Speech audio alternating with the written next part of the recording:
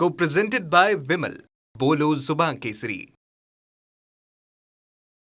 कांदा उत्पादक शेतकऱ्यांसाठी मवियाचा विराट क्रांती महामोर्चा. रोहित पवारांसह मवियाचे नेते कांद्याची माळ घालून आंदोलनामध्ये सहभागी. कांद्याला 25 रुपये प्रति किलो हमीभाव देण्याची ही मागणी.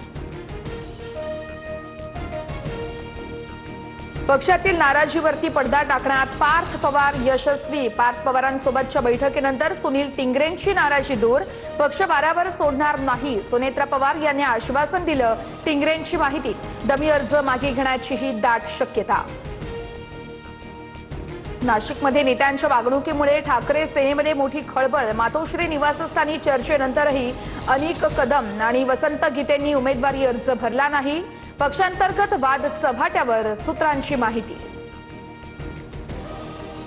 नाशिकमध्ये मतदारांचं संख्याबळ जुळत नव्हतं. पैशांच्या जोरावर विरोधकांना बहुमत. या घोडे बाजारामध्ये उतरायचं नसल्यानं विधान परिषदेतून माघार.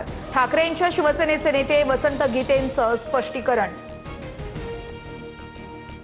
ठाण्यामध्ये शिवसेना उमेदवाराचा अर्ज भरत असताना भाजप आमदारांची गैरहजेरी. रवींद्र फाटक यांचा अर्ज भरताना नाईकांसह ठाण्यातील 9 आमदार अनुपस्थित. संख्याबळ जास्त असल्यानं भाजपला ठाण्याची जागा हवी होती. सातारा सांगली विधान परिषदेसाठी धैर्यशील कदमांचा अर्ज. धैर्यशील कदम यांचा अर्ज भरताना महायुतीतील नेते गैरहजर. जिल्हा परिषद अध्यक्ष निवडीच्या वेळेसच्या नाराजीमुळे नेते गैरहजर राहिल्याच्या चर्चा. कोकण विधान परिषद निवडणुकीच्या पार्श्वभूमीवर आज मंत्री उदय सामंतांची महत्त्वाची बैठक. नाशिकमधील बंडखोरी न थांबवल्यास रायगडमधून महेंद्र दळवींच्या मुलीचा अर्ज कायम ठेवणार, सेनेची भूमिका, सूत्रांची माहिती. अब्दुल सत्तार यांना मुख्यमंत्री आणि उपमुख्यमंत्र्यांनी मुंबईला बोलावलं. दुपारी बंडखोरी संदर्भात चर्चा होणार. छत्रपती संभाजीनगरमध्ये सत्तारांच्या मुलाचा अर्ज. भाजपकडून शिवसेना संपवण्याचं काम सुरू असल्याचा सत्तारांचा आरोप. दोन्ही शिवसेना एकत्र घ्याव्यात. अंबादास दानवेंच्या वक्तव्यानं भुवया उंचावल्या. तर आम्ही बाळासाहेब आणि हिंदुत्वाचा विचार घेऊन चाललोय. आमची घोडदौड अशीच सुरू राहील. उपमुख्यमंत्री शिंदेंनी मुद्दा प्रत्यक्ष खोडला. 80 लाख अपात्र महिलांकडून सरकार पैसे वसूल करणार नाही. लाडकी बहीण योजनेसंदर्भात मुख्यमंत्री फडणवीसांची स्पष्टोक्ती. महिला म्हणून पैसे लाटणाऱ्या 14,000 पुरुषांकडून मात्र पैसे वसूल केले जाणार. लाडक्या बहिणींची मतं विकत सरकारी तिजोरीतून पैशांची अफरातफर. सरकारवर आर्थिक फसवणुकीचे गुन्हे दाखल झाले पाहिजेत, संजय राऊत आक्रमक.